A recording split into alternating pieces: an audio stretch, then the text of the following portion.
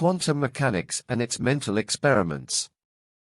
The synthesis made here of quantum mechanics is very simple and schematic, but quite real and easy to understand, and to accept or at least discuss for those who have some critical spirit in science.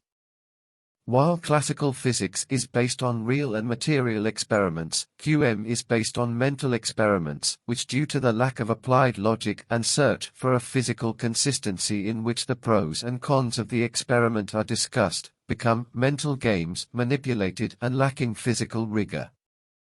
In order to be able to do them exclusively in the mind, the physical reality of the elements is replaced by mental concepts, although they do not correspond to the physical reality of the elements existing in nature or cosmic physics. For example, and starting with the quantum process of the elements.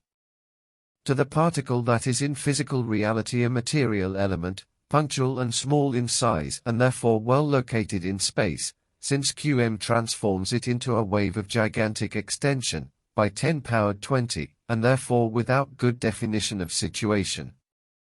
But it can also turn the particle into a space vector, of course without its natural properties such as gravitation and magnetic field.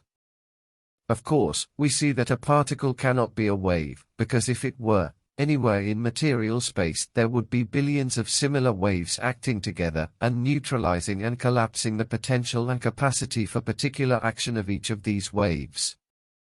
Everything would be an immense noise or undulating chaos without good definition of any wave, similar to what would happen in an auditorium where thousands of attendees were talking and shouting at the same time.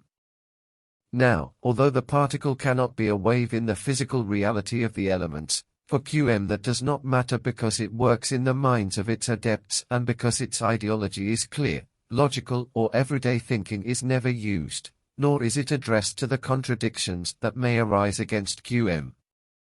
Well, once the mental and primary elements of QM have been built, we only have to mix them and build our mental experiments with them that bring us closer and make possible the results we want these mental experiments to have. Of course, we have to believe that all the processes are, or would be, true if we made them a reality, although we are never going to do it. That is, and in summary, quantum mechanics has become a branch of adventure literature, in this case mathematical mental adventures, which make us live wonderful literary adventures of superposition magic, entanglements, etc. And promising great future achievements, and pointing out any important research that has been done in recent times, even if it has nothing to do with QM. Although of course, they are taking us further and further away from the physical reality of the microcosm.